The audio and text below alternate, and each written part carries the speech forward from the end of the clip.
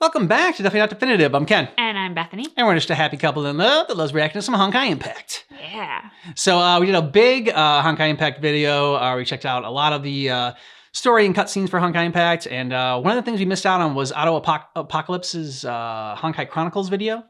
And so it's a character that we only really kind of know as like, in our view, kind of looked like a bad guy and had really no redeeming qualities. But we heard that that's not the case. So we're looking to check a little bit more of a deep dive on Otto. Ooh, a redemption story. Yeah, and so we're going to check that out. And yeah, here we go. Here we go.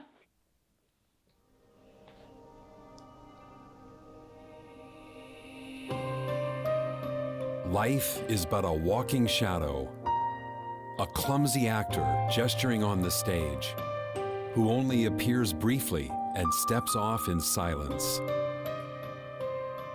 Otto Apocalypse, the most pathetic fool alive. He is the revered Schicksal overseer. He is a corrupt, bigoted clown. Yeah. Over centuries, he once sacrificed lives beyond count for his selfish desires, but also overthrew a decadent reign with people's support. He treated humans as pawns and trampled the value of emotion and life, but treasured Valkyries at the front line and prayed for their triumphant return. Commitment and betrayal, friend and foe, truth and lies. No one has ever seen through him, but to Otto himself, his actions only served one purpose. It all began in an afternoon 500 years ago. He's really old. Though Otto was born in the Three Houses, he was frail and sickly. He could only craft whimsical inventions, which naturally deprived him of inheritance. His older brothers detested his effort at self-destruction, but no one noticed his inner needs and desires. It was then that a white-haired, blue-eyed girl brightened Otto's cold and dull heart like a ray of sunshine. She praised Otto's work sincerely, expected great inventions from him, and invited him to save the world with her. For the first time in his life, young Otto felt recognized. He could be expected. He could be needed. Since that faraway afternoon, everything he did has gained meaning because of her validation. But the twisted fate would not spare them. The rampant plague and the failed crusade tore the prosperity they lived in apart. Power and force were the perfect fuel for greed, turning a shaky faith into the breeding ground for degeneracy. In the turmoil, the lives of the two reached a turning point. Fearing abandonment, Otto chose to disregard ethics and performed experiments on dying patients. He sought findings at all costs. Callan, who could not condone his crime, became a raven at night to spread hope and enact the justice in her heart. But lies were lies. After many operations, Callan discovered the secrets of the human experiments, and Otto exposed himself at the last minute. Before the infinite greed of Schicksal, individual will was nothing. Callan was imprisoned. The cold bars separated the two that were once childhood friends, yet their minds had already drifted further apart. To Callan, the dignity of life was what she had sworn to defend. To Otto, morality and ethics were only prices to be paid. A loud slap and a conflict of beliefs sent them on completely different paths. Otto knew that in no way could he stop Callan. He accepted it and helped her escape in silence. After everything settled, Otto was given the key to the library. Although Void Archives used the index permission as a bait in an attempt to possess Otto, Otto did not fall for it. He developed technology with pieces of knowledge, and thus a game that would last centuries began. In the days that followed, Otto searched for Callan while continuing his research and experiments. When he heard Callan was in danger in Yai village, he immediately had Oath of Judah delivered, but not the response letter that spoke his loving heart. Meanwhile, Callan sealed the Hersher of corruption in the black box with Oath of Judah, but was severely wounded. She was taken back to Europe by Schicksal for a trial. She keep getting taken back. Callan was good faithful stuff. and refused to sacrifice for family feuds, and thus was sentenced to hanging. Otto tried everything he could, but it was futile before the church's will. On the day of execution, the desperate Otto released Honkai Beast on the execution ground. He planned to take Callan amid the chaos, but he underestimated Callan's resolve. In the end, Callan lost her life when protecting the people. We're gonna kill her. Losing the love of his life painted Otto's world gray again. Resentful, he chased after Callan's shadow. He tried to give this sad story a happy ending as she would have wanted. He sounded the horn of revolution with his wisdom and cleansed the remaining evil with his hands. People sang his accomplishments and soldiers admired his resourcefulness. As cheers of victory echoed through the silent church, Otto could not help but ask himself if this was enough. In the centuries that followed, the hole inside Otto was still agape. The only way to mend it was to revive the love of his life and the holy maid of the people, Callan Kaslana. In 1496, Otto had no choice but to travel to Shenzhou in search of the legendary Master Phoenix for a chance to revive Callan. He met the fledgling swordswoman Li Sushan and found the reborn Fu Hua. But to his surprise, even an immortal celestial had regrets and could not bring back departed souls. In the end, Otto and Fu Hua made a pact. Schicksal would protect Shenzhou in the powerless Fu Hua's place, and Fu Hua would serve Schicksal as a Valkyrie. In 1952, the first Honkai eruption broke out. Schicksal captured the amnesiac first Hersher and performed 3 years' worth of serial experiments on him, which yielded nothing. Otto even approached him in person to persuade him into succeeding to the Schicksal overseer, but failed.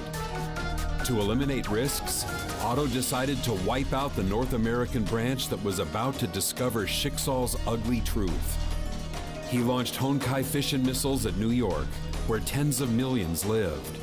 Heroes defending freedom and justice stepped forward and crushed Otto's scheme at the cost of their lives. This led to the independence of anti-entropy. This failure taught Otto to take hold of the power to retaliate Honkai, which led to the Clone Project and the Artificial Stigma Project.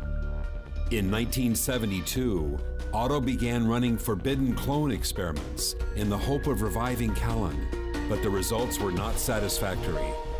After injecting the cells of Honkai Beast Vishnu, the first living batch of Callan clones was born. Otto made them fight one another to death at the end of the survival test. Only the individual numbered A310 rejected this absurd order. Good. Her kindness in valuing life and her courage to defy her maker shocked Otto. He took A310 into his family and named her Teresa Apocalypse. Meanwhile, Otto established the Tower of Babylon laboratory to study artificial stigmata. Countless gifted children were taken from their parents and subjected to inhumane experiments day and night. Insurmountable suffering and hatred against humanity nourished these Honkai vessels. At last, Siren, the second Hersher, was born. Otto mustered Valkyrie troops to subdue the Hersher, dived into her sentience with the help of Fu Hua, and received revelation from the will of Honkai. After many great sacrifices were made, Otto gave the order to launch Honkai fission missiles at Siberia to bury the truth deep beneath the scorched snowfield. Otto's resurrection project gradually took shape due to the guidance from above.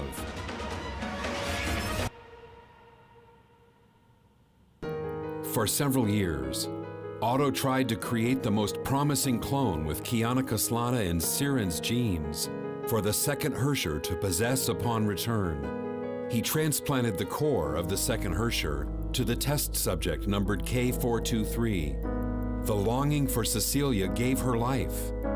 After being taken to St. Freya by Himeko, the love she felt and the bond she made helped her learn to love this world and those around her.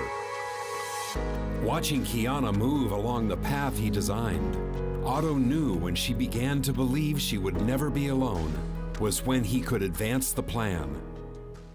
In the illusory Tower of Babylon, the girl's despair and longing for motherly love facilitated the Hersher persona's awakening. Fuhua took her back to Schicksal. The experiment pod confined her once again.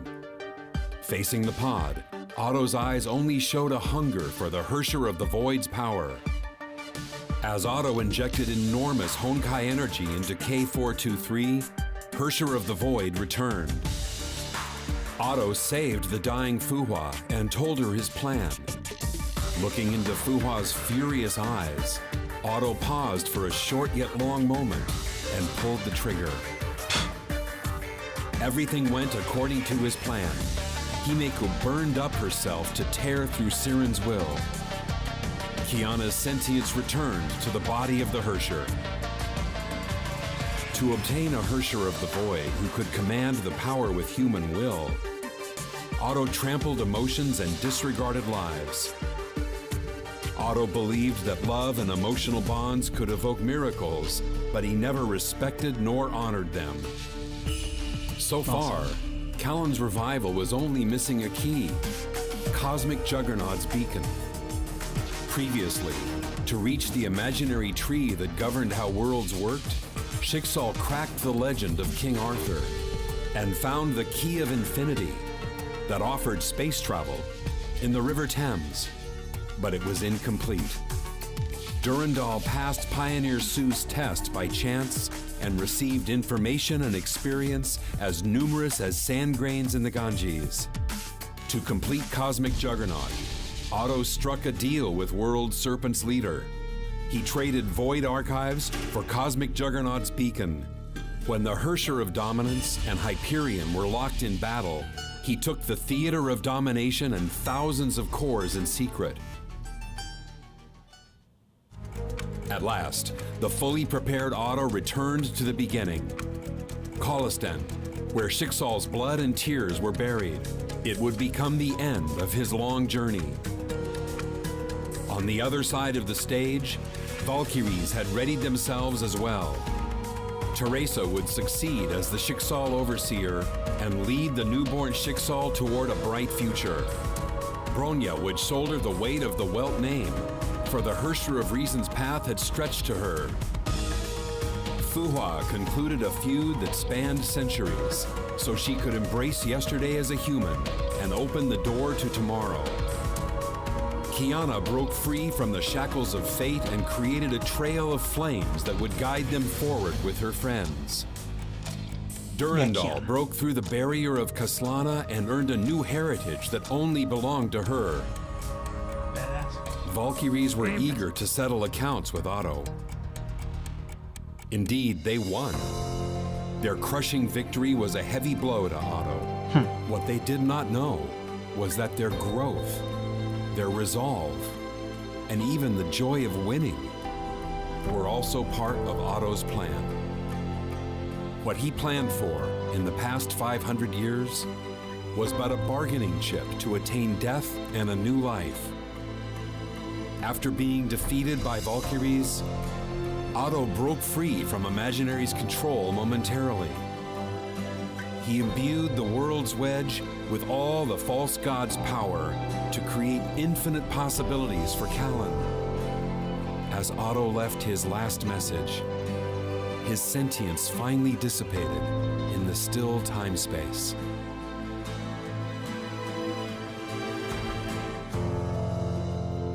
To different people, Otto perhaps means different things. But to Otto himself, all rights and wrongs are transient. He has attained eternal peace. His life as a fool is finally over.